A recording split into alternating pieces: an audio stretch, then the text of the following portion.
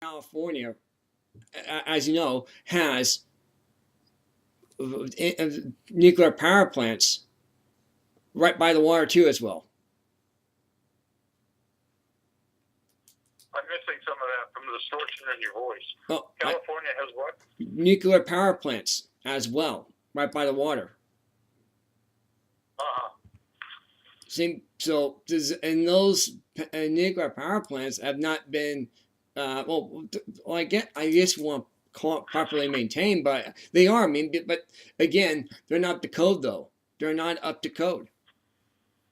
Well, there's been a lot of retroactive study of the power plants in California, and at the moment,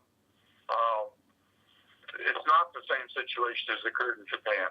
That's and true. Most of the earthquake engineers that have looked into the problem don't think that it is we have the same problem.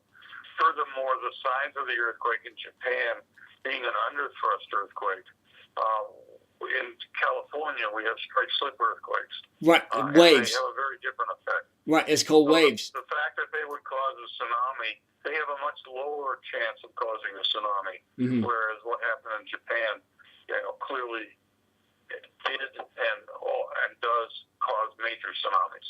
Right. That is true. One thing too, though, you mentioned going back to San Francisco. Did you know the convention center in San Francisco? You know, I talked about the convention center. Just the heart of the city is under. Is over actually the city is on top of all major gas lines, all water lines under the city. They structured that since 1906. Are you aware of that? Well, part of the problem in San Francisco is filled land. We run out of land to build, and we bring a bunch of dirt in and we fill the land. And the big problem we get into in 1990 with the earthquake in 1990 was that a lot of the land in the northwestern part of San Francisco had been filled hydraulically by pumping sand in order to create a flat area for the World's Fair back in the early 1900s. And that's when we have an earthquake, that sand can liquefy and correct. Can flow. Furthermore, a lot of the fill that they put in off of the bedrock areas of San Francisco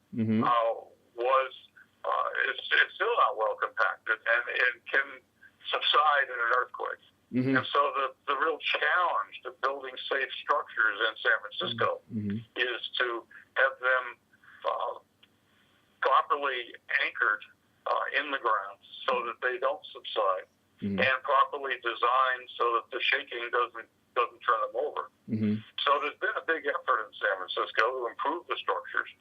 The biggest problem in San Francisco and in Los Angeles and other areas are these old brick buildings, which have no real lateral enforcement to protect them from earthquakes. Seattle Those too. are being strengthened and replaced. So it really depends how soon before the next big earthquake occurs, how much we're going to get replaced, and how much will stand up much better. Yep, man. Especially Seattle, because we have they got brick buildings too, and they haven't a rigid frame and everything, but again, it's very, very slow process because rigid frame is very, very expensive. So they rigid fit some of the buildings, but not all the buildings so far. Not all the buildings. So back in 1990, following the Loma Prieta earthquake, I put together a 24-page magazine describing earthquake risk in San Francisco and what we could do about it. That was distributed to 3.3 million people. It was featured on Good Morning America. We got 50,000 requests following the Good Morning America story. And it's still available. If you Google the next big earthquake may come sooner than you think, you should be able to get a digital copy of it. And what it explains is what the earthquake risk is in San Francisco, and then how we zone land, how we should construct buildings, what we can do personally to make the things within our home safer in case of a major earthquake, and how we should plan ahead for how we're going to deal with that. So it's a good example of the fact that we're understanding better and better what to do about it, and people need to be able to prepare and plan. A similar magazine was done for Los Angeles area several years later, and for the Seattle area, and for the Anchorage area in Alaska. And there's a lot of information on internet about earthquake hazards and how to reduce those hazards, how to build more safely. Yeah, absolutely. There's materials out there. Yeah, I know. It's like they have materials for having homes that stand up hurricanes now. They do have that too.